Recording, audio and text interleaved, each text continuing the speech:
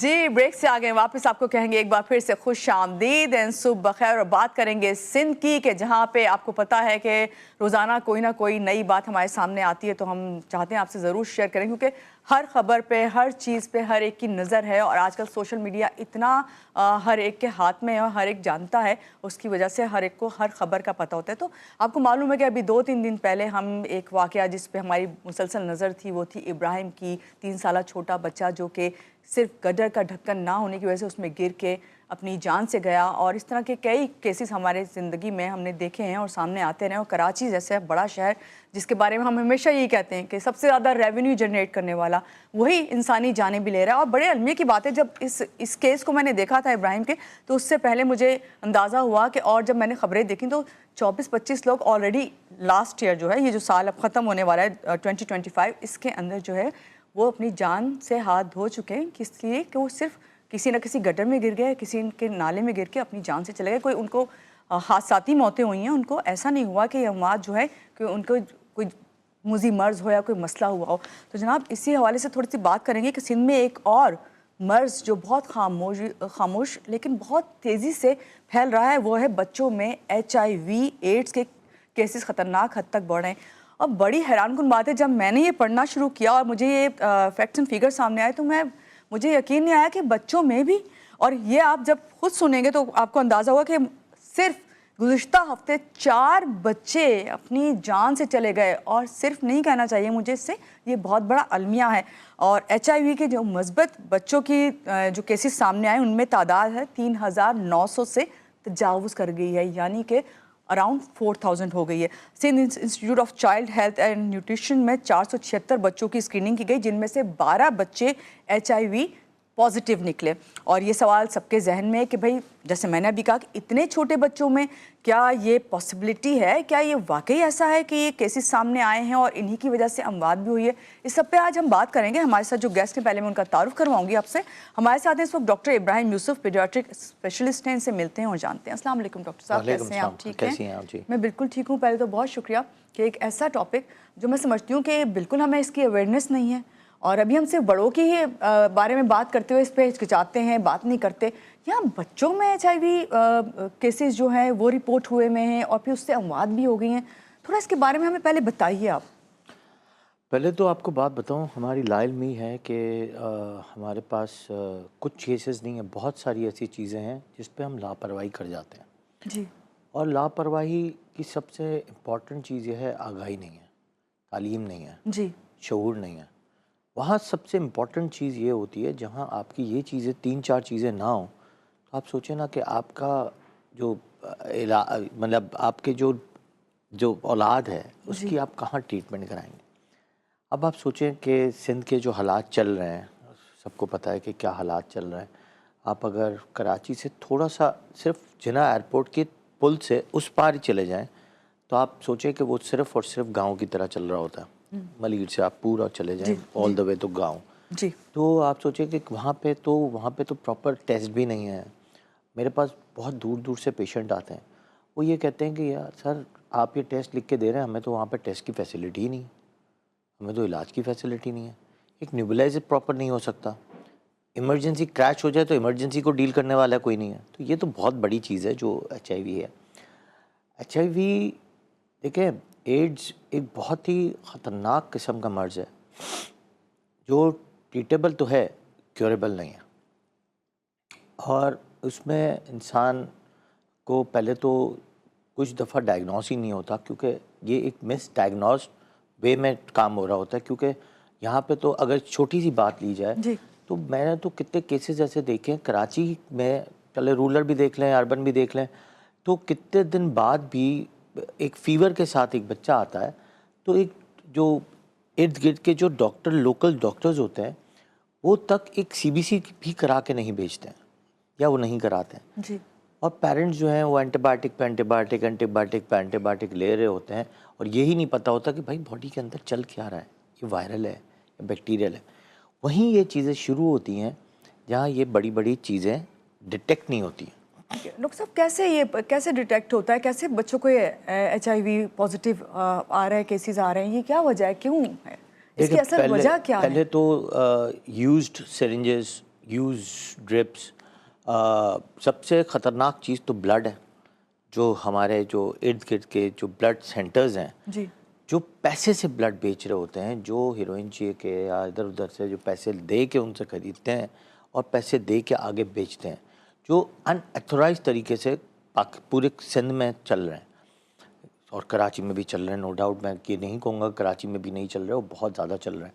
वहाँ से ये बहुत ज़्यादा ये इन्फेक्शन फैलते हैं, जिसमें एड्स है, हेपेटाइटिस बी है, हेपेटाइटिस सी है, हेपेटाइटिस और सारे ये जानलेवा ये जानलेवा बीमारियां हैं जो ट्रीटेबल तो हैं, क्योरेबल नहीं है, कहीं ना कहीं आगे फंस जाते हैं। डॉक्टर इब्राहिम, ये बताइए कि इसके सिम्टम्स क्या हैं, किस तरह पता चले कि आपके बच्चे को खुदा न खास्ता HIV उसकी तरफ जा रहा है? लेकिन डायरेक्टली तो कोई कुछ चीज़ पता नहीं चलती है, क्योंकि ये एक टेस्ट से ही पता चल सकता है। लेकिन उसकी एक अलामात ये है, सिम्टम्स कहते हैं इसको, जी, कि उसमें एक चीज़ तो ये होती है, प्रोलॉन्ग फीवर हो जाए, वज़न एकदम गिरना शुरू हो जाए, जिस्म में हड्डियां ऐसा लगता है जैसे टूटना शुरू हो जाती हैं, और फिर खांसी, नज़ला प्रोलॉन्ग रहता है। मतलब आपको बॉडी के अंदर आपकी बेसिकली एक इम्यून सिस्टम जो है जी, आपका पूरा जो है वो ख़राब हो जाता है, जिससे आप समझ लें कि आप ट्रीट ही नहीं हो रहे हैं।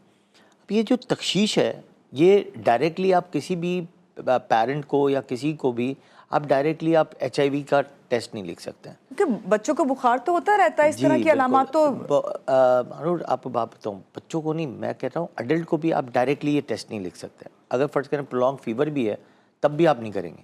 देखिए, इसके लिए बहुत बड़ी बात होती है कि किसी को आप एड्स का टेस्ट लिख दें, डायरेक्ट आप लिख दें एड्स का PCR करा दें, तो दैट इज़ कई तो दफ़ा। उससे पहले फिर क्या डॉक्टर्स क्या हाँ, पहले प्रिस्क्राइब आपको करते हैं? पहले हम प्रिस्क्राइब यही करते हैं कि CVC करा लो, CRP करा लो, पहले देखो कि इसमें इन्फेक्शन हैं कि नहीं है, ब्लड कल्चर्स कैसे हैं, एंटीवायरल का एक टेस्ट करा लो कि भाई PCR करा के आपने डायरेक्टली देख लिया कि भाई PCR करा लिया, आपने देखा यार कि कोई वायरल हिट तो नहीं कर गया, दूसरी किस्म के जो वायरसेस हैं। लास्ट ऑप्शन में ही आपके आता है कि आपने वो वाला टेस्ट एड्स का टेस्ट कराना है। इससे पहले तो आप नहीं करा सकते, क्योंकि पेशेंट ही पहले तो भाग जाएगा, कहेगा कि ये तो खौफ से ही इंसान, खौफ से ही इंसान भाग जाएगा। प्लस साथ में सबसे इम्पॉर्टेंट चीज़ होती है हिस्ट्री। देखिए, डॉक्टर के लिए हम 3rd ईयर में जब से होते हैं और आज तक हमारे लिए सबसे इम्पॉर्टेंट चीज़ है वो हिस्ट्री है। उसमें आपकी पास्ट हिस्ट्री बहुत ज़रूरी है, एक खुरेद की हिस्ट्री लेना ज़रूरी है, छोटी छोटी बात पे। इसमें यही इंपॉर्टेंट बात है कि डॉक्टर को टाइम देना बहुत ज़रूरी होता है। He has to write the history of the past one, कि भाई उसको कहीं ब्लड ट्रांसफ्यूजन तो नहीं हुआ, कहीं ऐसी जगह सिरिंज का इंजेक्ट तो नहीं हो गई, या कोई कहीं ऐसी जगह तो नहीं बैठा जहाँ पे किसी ने कोई ड्रग इंजेक्ट किया हो, या फिर ब्लड ट्रांसफ्यूजन।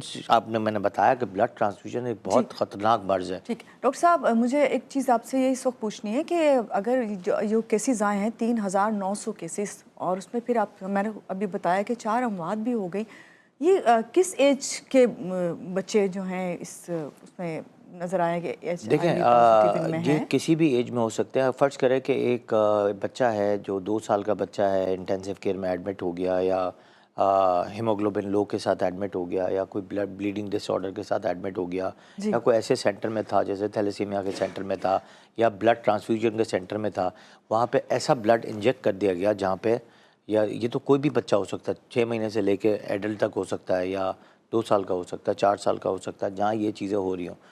तो ये तो बहुत कॉमनेस्ट चीज़ है कि जहाँ पे ब्लड की स्क्रीनिंग प्रॉपर हो रही है, जहाँ पे हमारे मुल्क में तो यही एक प्रॉब्लम है जी। तो एक ये प्रॉब्लम बहुत बड़ा है। प्लस साथ में देखें, ऐसे इलाके जहाँ पे जो सेक्सोलॉजी बढ़ी हुई होती है, जहाँ पे ऐसी चीज़ें हो रही होती हैं, जहाँ पे गलत काम हो रहे होते हैं लड़कों के साथ, जो अडल्ट के साथ, बच्चों के साथ हो रहे होते हैं, वहाँ पे HIV के फैलने के चांसेस बहुत ज़्यादा होते हैं। वो भी एक बहुत बड़ा इलाका है हमारा जहाँ पे ये चीज़ें हो रही होती हैं।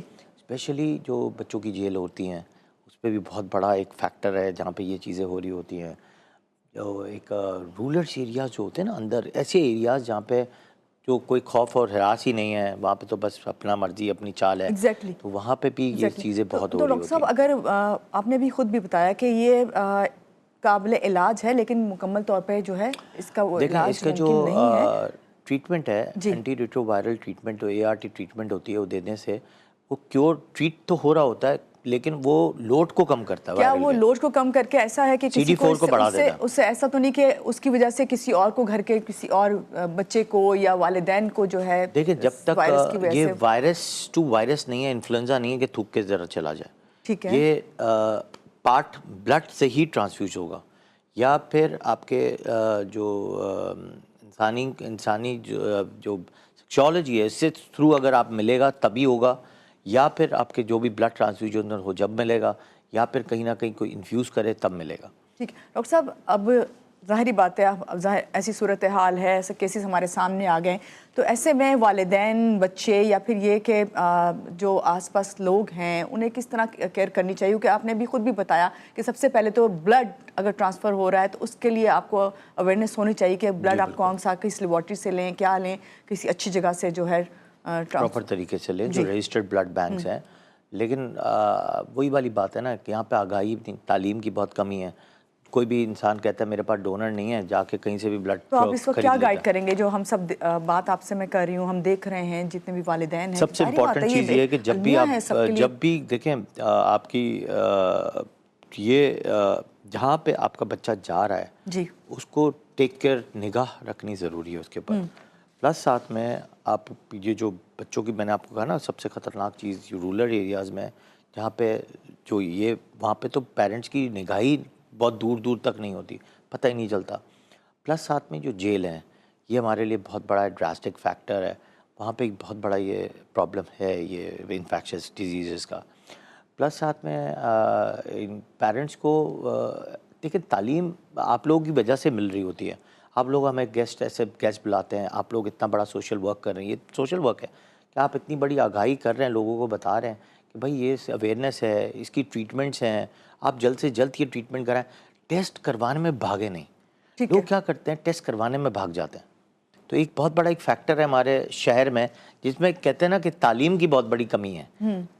एक चीज़ जो है वो आगाही नहीं हो और आप इसमें घबरा जाए और कहेंगे नहीं नहीं ये नहीं चीज़ नहीं करानी, तो that is a wrong factor. जी डॉक्टर इब्राहिम, मैं चाहूँगी कि प्रॉपर डॉक्टर के पास जाएं, ये इंपॉर्टेंट चीज़ है। बहुत अच्छी आपने बात की। आम लोगों के लिए क्या एहतियाती तदाबीर हैं, क्या आप उनको मैसेज देंगे और क्या उन्हें करना चाहिए इससे बचने के लिए? सबसे इम्पॉर्टेंट चीज़ है बचने के लिए तो यही है ना कि आप protection and prevention is very important. हर चीज़ में एक चीज़ याद रखें, कोई भी चीज़ करने बैठे हैं तो पहले छानबीन करें कि अगर ब्लड ट्रांसफ्यूजन हो रहा है या सिरिंजेस हैं, सिरिंजेस प्रॉपर हैं कि नहीं है, किस कंपनी की यूज़ की जा रही हैं, चाहे गाँव में हो या देहातों में हो। ज़्यादातर तो चीज़ें वहीं पे इन्फेक्शन कंट्रोल नहीं होता ना, रीयूज सिरिंजेस चल रही होती हैं तो वहीं ये इन्फेक्शन फैलता है। प्लस साथ में निडल्स हैं, अभी जो कचरा उठाने वाले बच्चे होते हैं उनको निडल सबसे ज़्यादा प्रिक हो रही होती है। अभी इन्फेक्शन डिजीज़ के इर्द गिर्द तो बहुत सारे इन्फेक्शन होते हैं, ठीक है, वो भी एक इंसानी जान है। जो हमारे बच्चे वो भी जो कचरा उठा रहे हैं, आपने देखा होगा छोटे छोटे बच्चे हैं, छोटे छोटे बच्चे जो भीख मांग रहे होते हैं, वो एक बहुत छोटा अलमिया है, बट हमारे नज़दीक वो बहुत ही छोटी चीज़ है, मगर एक इंसानी जान तो है ना। जी बिल्कुल। तो इसकी एक अवेयरनेस हम खुद देना चाहते हैं कि हमें खुद दें कि आप देखें, बाहर निकलें, बाहर मार्केट में देखें, भाई छोटे बच्चे काम कर रहे हैं, अगर कोई बच्चों के इर्द गिर्द आप देखें कि कोई नशेई लोग बैठे हुए हैं, उसके साथ बच्चे भी बैठे हुए हैं, तो आप लोगों को अवेयर करें कि यार इस तरह बैठे हुए हैं। सिंपल सी एक और बात आपसे पूछूंगी, अक्सर कहा जाता है कि ओरल आप ट्रीटमेंट जब करवाने जाते हैं किसी डेंट तो वहाँ पे आपको ज़रूर चेक करना चाहिए कि वहाँ पे आप स्टरलाइज हैं, चीज़ें नहीं, इसके थ्रू भी स्पेशली द डेंटल वन। लेकिन आजकल डेंटिस्ट जो अच्छे इलाकों में बैठ रहे हैं उनका बहुत स्टरलाइजेशन प्रोसेस अच्छा है जो देखें। लेकिन जो आपको पता है रूरल एरियाज़ में तो जो चल रहा है, जैसे आप सदर वगैरह में आप जाएं या दूसरे इलाकों में चले जाएं, वहाँ पे तो कोई इन्फेक्शन कंट्रोल नहीं है। तो इन्फेक्शन वही वाली बात है ना, मैंने कहा ना, आगाही, इतना बड़ा आगाही और खुद इंसान को प्रोटेक्शन एंड प्रिवेंशन खुद करनी चाहिए। बिल्कुल। बहुत शुक्रिया डॉक्टर साहब, आज के प्रोग्राम में आप आए और आपने अवेयरनेस क्रिएट की, खासतौर से बताया कि किस तरीके से हमें एहतियात करनी है, क्योंकि चाहे हम रूरल एरिया में रह रहे हों, यहाँ पे सिटी में रह रहे हों, वहाँ पे हम सबको ही इस चीज़ की ज़रूरत है कि एहतियात करें। आपका एक बार फिर से बहुत शुक्रिया। और यहाँ पे कहेंगे आपको लेते एक छोटी सी ब्रेक, रहिएगा हमारे साथ।